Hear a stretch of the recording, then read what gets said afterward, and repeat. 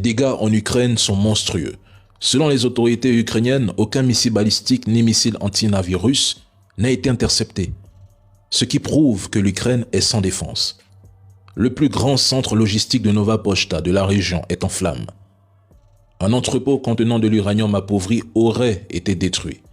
Maintenant, ils accusent la Russie d'avoir détruit des immeubles, mais ne mentionnent pas qu'ils installent des dépôts militaires dans la banlieue de Kiev à proximité de zones habitées. Et si, auparavant, Moscou semblait faire preuve de retenue dans le choix de certaines cibles, mesdames et messieurs, cette retenue paraît désormais avoir disparu. La Russie frappe désormais tout objectif qu'elle considère comme une menace, quelle que soit sa localisation. C'est important. Kiev est désormais visé par des frappes plusieurs jours d'affilée, une intensité qui n'était pas observée auparavant.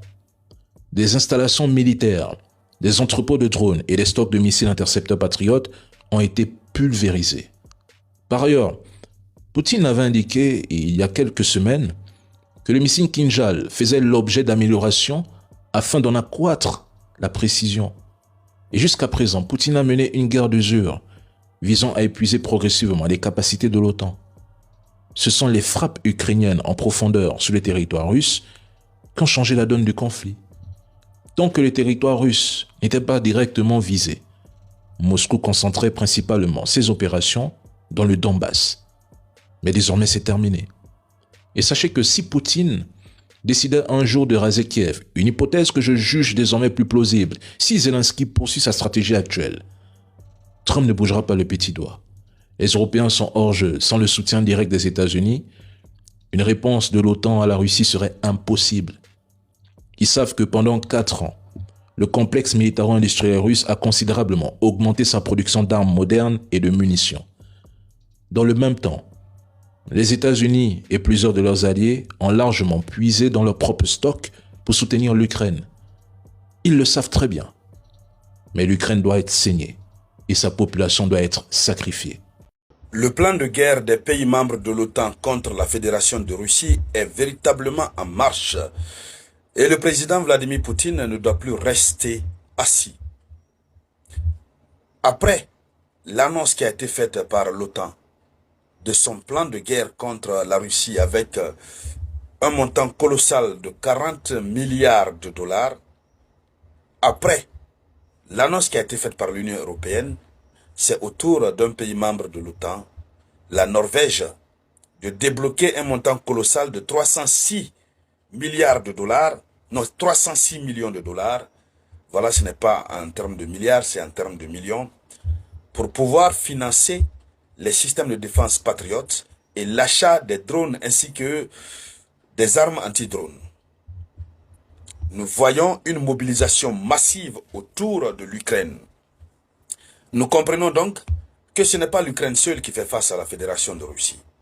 Nous comprenons que cette fameuse réunion, ce fameux sommet de l'OTAN est en train de produire des effets, malgré que la réunion n'est pas encore terminée. Le sommet n'est pas encore terminé, mais les résultats sont déjà là et les lignes de combat contre la Fédération de Russie sont très très claires. Alors, il faut dire que la situation est grave. La Norvège débloque 306 millions de dollars pour les patriotes ukrainiens, les systèmes de défense patriotes. Il faut dire, la Norvège a annoncé qu'elle va financer un nouveau paquet d'aide militaire pour renforcer la défense aérienne ukrainienne. Le montant a été annoncé. Il tourne autour de 302 millions à 306 millions de dollars, soit environ 2,8 milliards de couronnes norvégiennes dans le cadre du mécanisme que eux ils appellent PURL, qui sert à financer l'achat et la livraison d'équipements militaires américains à l'Ukraine. Donc eux ils vont acheter avec l'Amérique pour livrer à l'Ukraine. Alors, ce paquet doit notamment inclure des missiles pour les systèmes patriotes, qui sont aujourd'hui très essentiels pour intercepter les missiles balistiques russes. Et cette annonce intervient au moment où Kiev a alerté sur la pénurie d'intercepteurs. Donc, c'est la réponse à l'appel qui a été lancé par Volodymyr Zelensky. C'est donc désormais très clair. Depuis un certain temps, quand Zelensky lançait l'appel, les pays européens disaient qu'ils n'avaient plus d'argent. Mais comment subitement ces pays font pour avoir de l'argent? Pour pouvoir financer autant l'Ukraine. L'argent ne fait que sortir. Alors, pourquoi la Norvège est en train de miser sur les systèmes patriotes ukrainiens? Vous savez, les missiles balistiques russes sont devenus le point faible de l'Ukraine. Hein? La Russie sait que c'est ça le point faible de l'Ukraine. Quand la Russie lance les missiles balistiques, ça pénètre. Parce que le coût de l'interception est très élevé. Et puis même le matériel en question, même si l'Ukraine a l'argent, l'Ukraine ne peut pas obtenir rapidement autant qu'il veut ce matériel, ce type de missile. Alors, les drones peuvent être interceptés par plusieurs systèmes. Mais contre les missiles balistiques, l'Ukraine dépend surtout de systèmes patriotes. Même si l'Ukraine même dénonce souvent que ce système n'est pas totalement efficace. Il faut dire que Kiev manque surtout des missiles intercepteurs, surtout. Et donc, ces gens ne sont plus dans une logique de paix.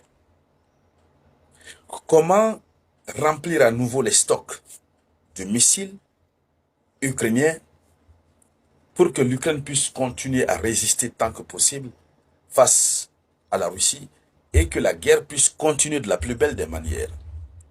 L'ensemble des pays européens sont levés. L'ensemble des pays membres de l'OTAN sont désormais debout.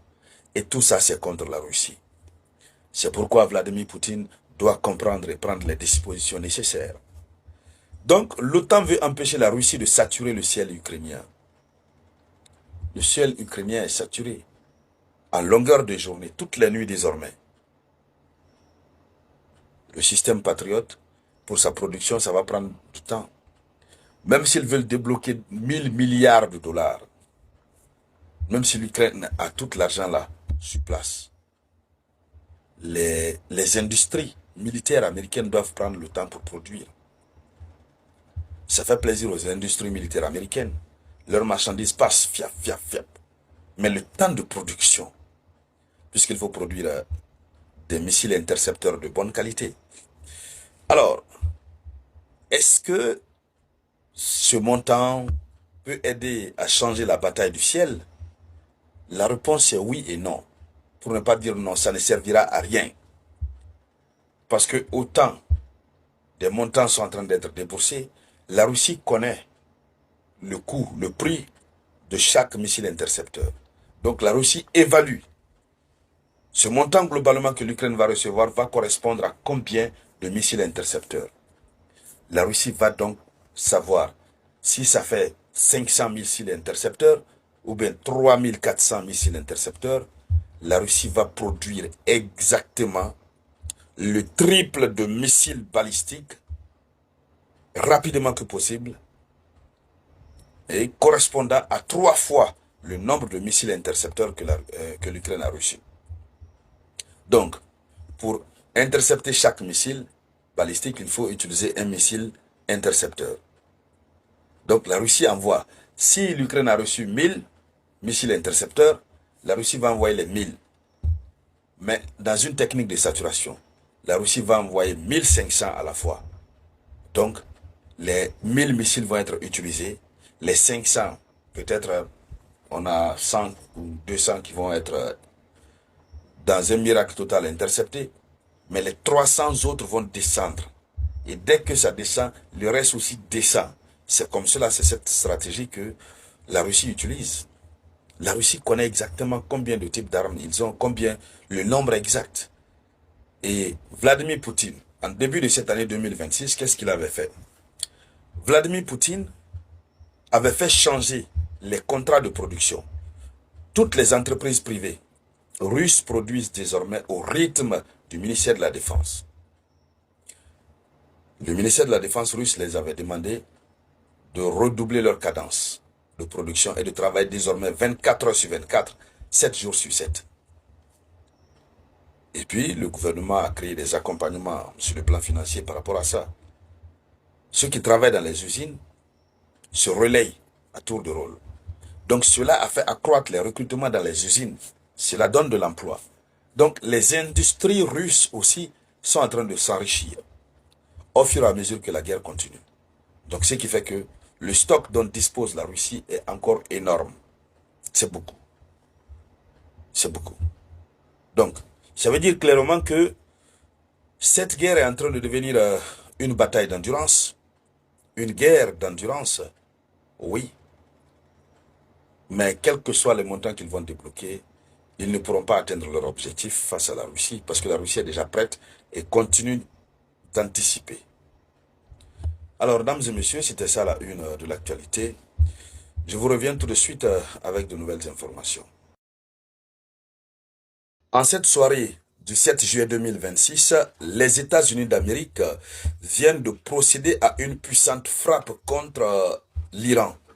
Oui, et ça se passe pendant que les Iraniens sont en train d'accorder les derniers au revoir à l'ayatollah Ali Khamenei. Je vous l'avais annoncé, je vous avais dit que ça ne sentait pas bon. Je vous avais dit que la dissuasion, les déclarations de Donald Trump n'étaient pas rassurantes. Et d'ailleurs, nous avons vu la position du ministre des Affaires étrangères iranienne, Abbas Araghchi, qui avait dit que l'Iran n'allait pas céder. C'est par rapport au détroit d'Ormuz, parce que en ce 7 juillet 2026, l'Iran a frappé proprement des navires qui refusent de se soumettre. D'abord, le premier navire que nous connaissons tous sa situation, c'était un navire qatari. Et le Qatar, c'est l'un des alliés de Washington.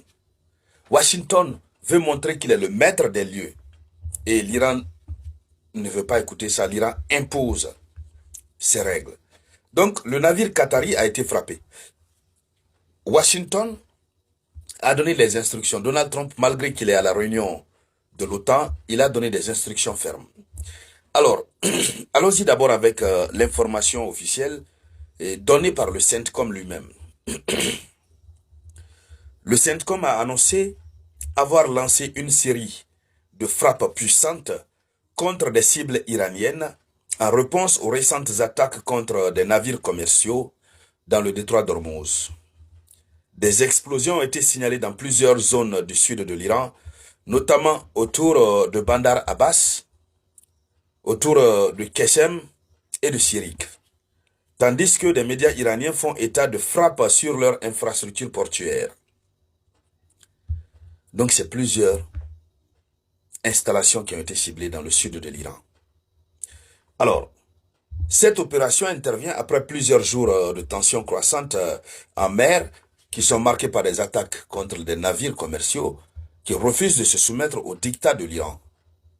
Vous voyez que la situation devient compliquée. Le CENTCOM a dit que c'est la réponse aux attaques contre les navires commerciaux. L'Iran dit aux navires de ne pas passer sans se soumettre à ces règles. Et qu'est-ce que l'Amérique dit? L'Amérique dit aux navires, passez. Passez, nous assurons votre sécurité. Et quand les navires forcent la situation, l'Iran les frappe. Donc, en guise de réponse, ils viennent de frapper l'Iran. Mais ils n'ont pas fait une seule frappe, plusieurs frappes à la fois. Alors, c'est-à-dire, la situation devient compliquée. Hein? Et la question qu'on se pose, c'est pourquoi Donald Trump a décidé de frapper maintenant? Puisque nous savons tous que Donald Trump est en train de se battre pour obtenir un accord final. Nous savons que Donald Trump ne veut pas que la guerre continue. Nous savons aussi que les pourparlers sont vraiment en train d'avancer. C'est-à-dire, les négociations, les pourparlers en vue des négociations avancent. Chacun a fixé sa condition. Il restait de voir comment, voilà. Et surtout, en ce qui concerne le détroit d'Ormuz, l'Amérique n'a rien à foutre dedans. Alors, pourquoi maintenant l'Amérique, Washington, notamment Donald Trump, a donné l'ordre de frapper? Il faut dire que les États-Unis veulent rétablir leur crédibilité dans le détroit d'Ormuz. C'est ça la vraie bataille. C'est ça le socle de la vraie bataille. L'Amérique veut rétablir sa crédibilité, puisque ses alliés sont frappés à Ormuz.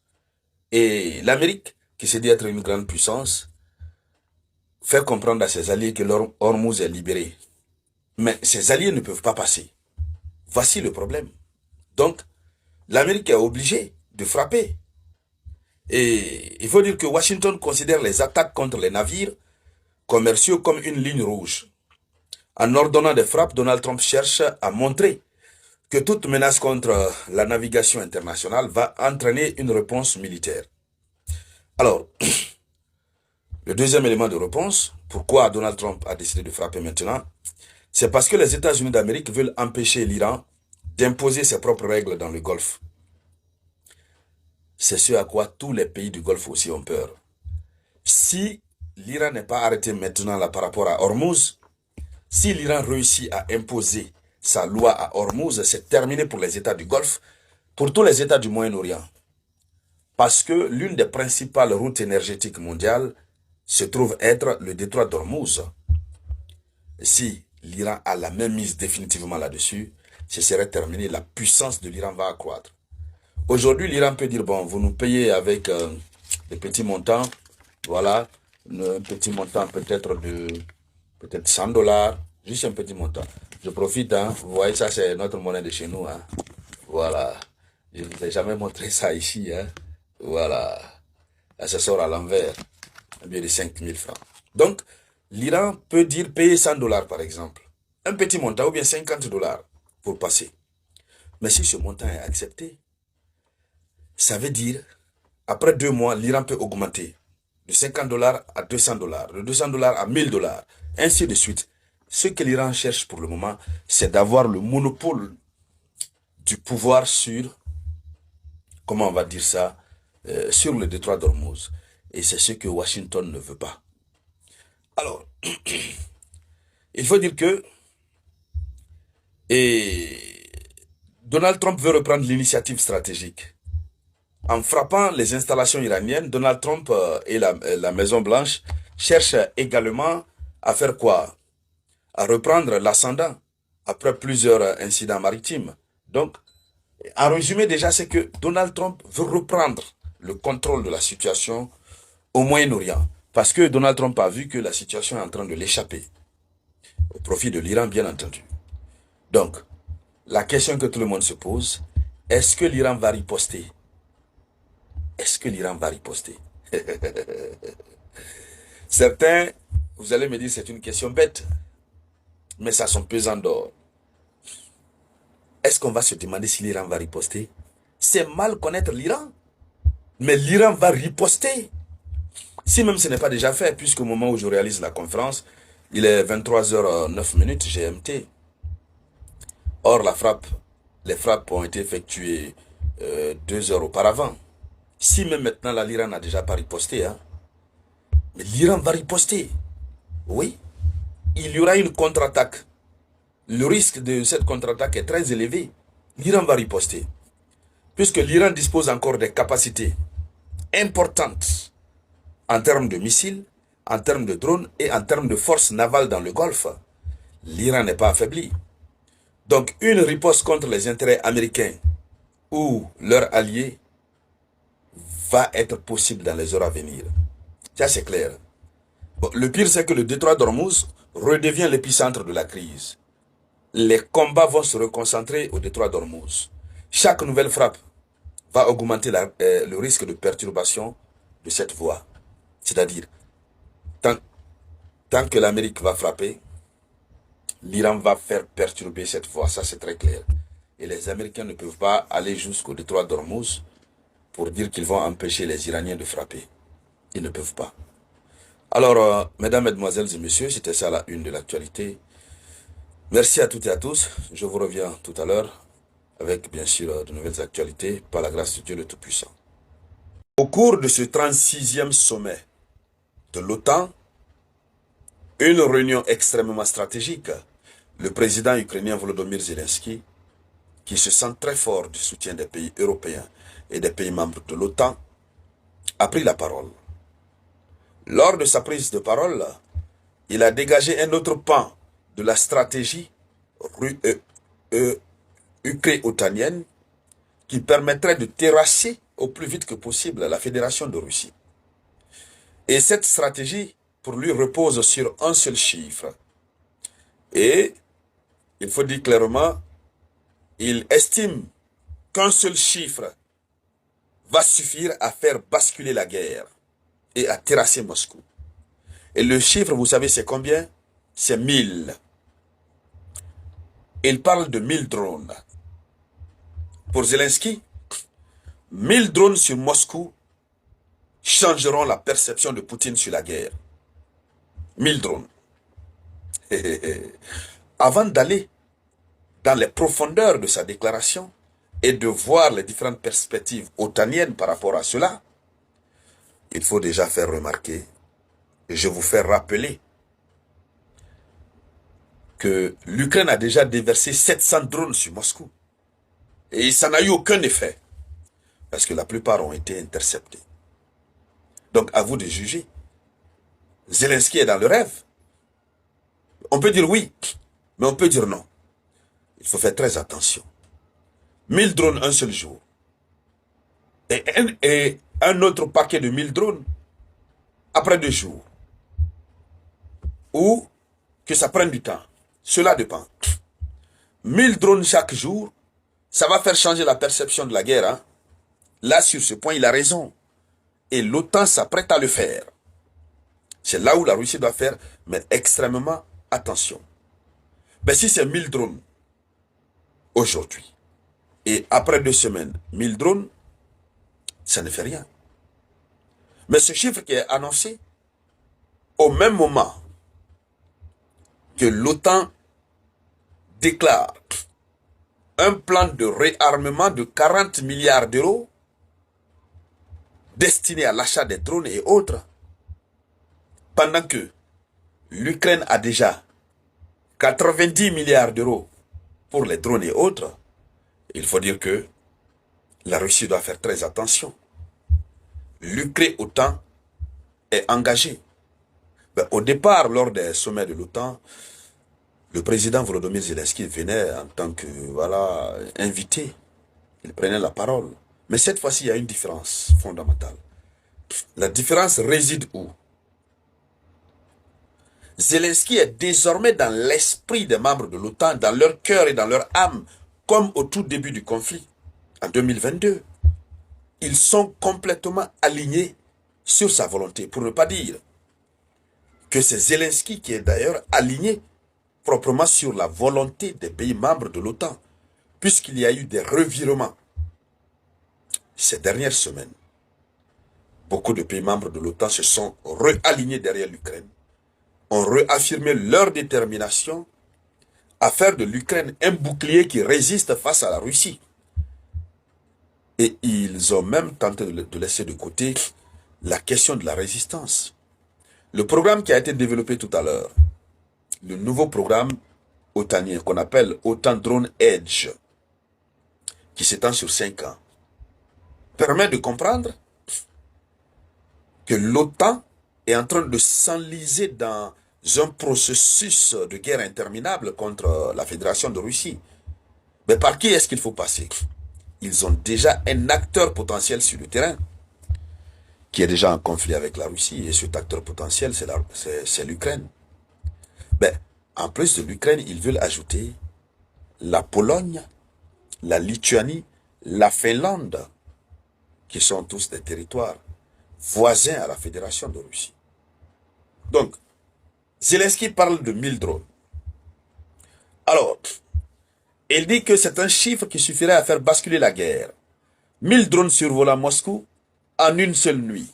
C'est la ligne de rupture fixée par le président Volodymyr Zelensky, qui affirme que l'intensification des frappes ukrainiennes en profondeur sur le territoire russe finira par forcer Vladimir Poutine à mesurer concrètement le coût du conflit qu'il a déclenché. Voyez-vous, dans sa déclaration, il est clair.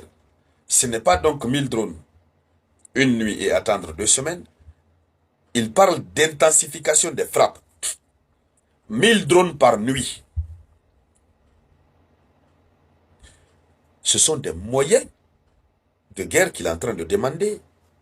Et l'OTAN a ouvert ses cuisses pour accueillir l'Ukraine, pour permettre à l'Ukraine de jouir de tout le matériel militaire dont l'Ukraine a besoin pour faire face à la Fédération de Russie.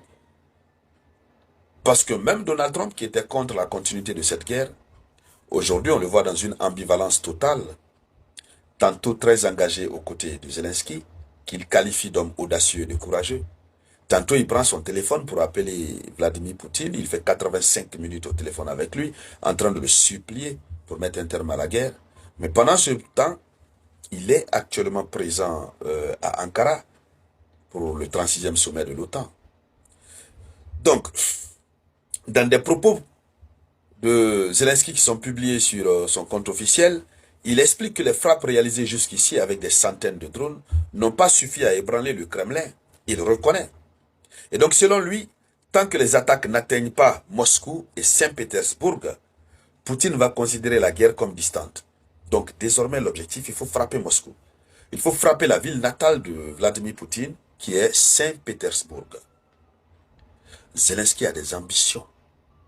Et des ambitions sinistres qui sont nourries, encouragées, protégées par des pays européens, membres de l'OTAN qui sont très influents, tels que la France, l'Allemagne et autres. Alors, il faut rappeler alors que le raisonnement de Zelensky est fondé sur la proximité du pouvoir. Qu'est-ce que cela veut dire? Le président ukrainien lie explicitement l'intensité des frappes à la capacité de décision du Kremlin. C'est-à-dire, autant les frappes sont grandes, autant le Kremlin va décider de surseoir à sa guerre. Mais ce qu'il oublie, c'est l'expérience de ces derniers jours. Plus il a intensifié les frappes, plus Vladimir Poutine est tombé dans une folie de frappes exagérées. Nous avons vu près de 5 nuits successives où la capitale ukrainienne a été frappée copieusement par des drones, des missiles balistiques, des missiles de croisière russes. Des frappes qui ont même poussé le porte-parole de l'armée ukrainienne à sortir et à tirer sur la sonnette d'alarme. Des frappes qui sont qualifiées des plus meurtrières depuis le début du conflit. C'est-à-dire que chaque jour que Dieu fait, le conflit va de mal en pire. Alors, c'est ce qu'il a demandé. On attend de voir la suite avec les membres de l'OTAN. Et donc, mesdames, mesdemoiselles et messieurs, c'était ça la une de l'actualité internationale. Et il ne me reste qu'à vous dire merci à toutes et à tous. Merci pour toutes vos interactions. Je vous reviens tout à l'heure, par la grâce du Tout-Puissant, avec bien sûr de nouvelles actualités. Ils ont compris que la Russie dispose d'un armada de drones, d'une puissance inimaginable. Et comme eux de leur côté, ils sont en train de s'organiser pour provoquer sérieusement la Russie, ils sont en train de s'organiser à entrer en conflit d'une longue durée avec la Russie, mais malheureusement, ils n'ont pas les moyens financiers. Mais malgré tout, ils ont décidé de se projeter dans la protection de leur territoire. Vous n'êtes pas sans le savoir que l'OTAN a décidé de transférer des armes nucléaires en Finlande, en Pologne, en Lituanie. Donc, ils sont en train d'encercler la Fédération de Russie. Et la Russie considère cela comme étant une provocation directe, sans fin.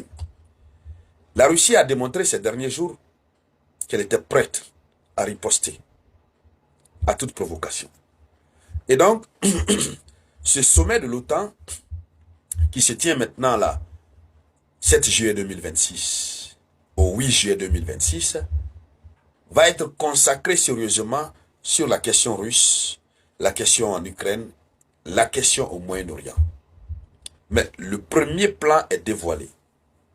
Selon l'information officielle, 1 milliard d'euros par point de pourcentage de PIB est en jeu. 32 nations réunies et un constat commun. La guerre a changé de visage. Voici la déclaration, le résumé de leur constat. Les 32 nations font le même constat que la guerre a changé de visage. Et il faut rappeler que c'est le 36e sommet de l'OTAN. Ayant constaté que la guerre a changé de visage, quand ils disent que la guerre a changé de visage, nous ne sommes plus dans les modèles de guerre classiques. Désormais, c'est la guerre de drone, la guerre aérienne. Et c'est pourquoi ils ont annoncé un investissement de plus de 40 milliards de dollars sur 5 ans pour renforcer les capacités anti-drone, sous l'impulsion du secrétaire général de l'OTAN, Mark Rutte. 5 ans, 40 milliards de dollars. Voici ce qu'ils ont décidé. 40 milliards. Pendant que la Russie consacre plus de 200 milliards par an. Donc la Russie a déjà une longueur d'avance sur eux. Mais ce n'est pas juste une question de chiffres qui se joue ici à Ankara. Ce qui se joue, c'est la détermination de l'OTAN à faire face à la Russie. Il y a de cela 2 ans, nous animions des conférences géopolitiques ici, où nous commentions l'actualité, où nous avions vu l'OTAN se préparer avec un objectif de 2 à 3 ans. C'est-à-dire qu'il se projetait d'entrer en confrontation avec la Russie à l'horizon 2028-2029. Mais désormais, 2028, 2027, 2028, 2029 sont déjà considérés comme étant là. Ils se considèrent déjà en conflit. Mais les réserves qu'ils doivent avoir au-delà de ces 3 premières années de conflit, c'est ce qu'ils sont désormais en train de préparer. Se préparer sur une période de 5 ans, ça veut dire que l'OTAN est en train vraiment de planifier la véritable guerre contre la Fédération de Russie. Alors, c'est une menace qui déborde le théâtre ukrainien. Ça va au-delà du théâtre ukrainien. Vous savez, devant les délégations réunies, le secrétaire général de l'OTAN, Mark Rutte, à Ankara, pendant ce sommet de ce 7 juillet 2026, il a justifié l'ampleur de l'engagement financier en évoquant des incidents survenus sur le sol même des pays membres. Vous vous souvenez, il y a eu des incidents où nous avons vu des drones qui ont survolé des bases militaires des pays membres de l'OTAN, où nous avons vu la malice de la Russie qui s'est laissé faire prendre ses navires.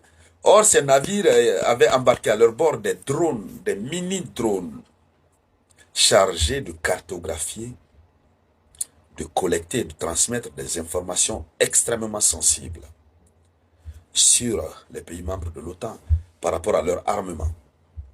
Donc, Mark Rutte, devant cette délégation, il a dit, il a dégagé le caractère de la guerre moderne a changé et ils sont devenus un facteur décisif sur le champ de bataille. Il dit cela ressort clairement de ce que nous voyons en Ukraine, au Moyen-Orient et à travers l'Alliance. Les alliés eux-mêmes ont été confrontés à des incursions répétées de drones. Voici la justification qu'il a donnée.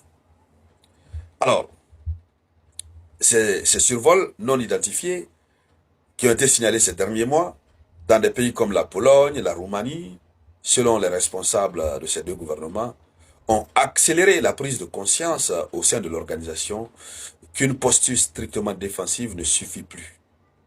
Et vous voyez, lorsque ces gouvernements de la Pologne, de la Roumanie, constatent qu'il y a un survol de leur territoire par des drones non identifiés et qu'ils viennent à la conclusion selon laquelle la posture défensive ne suffit plus.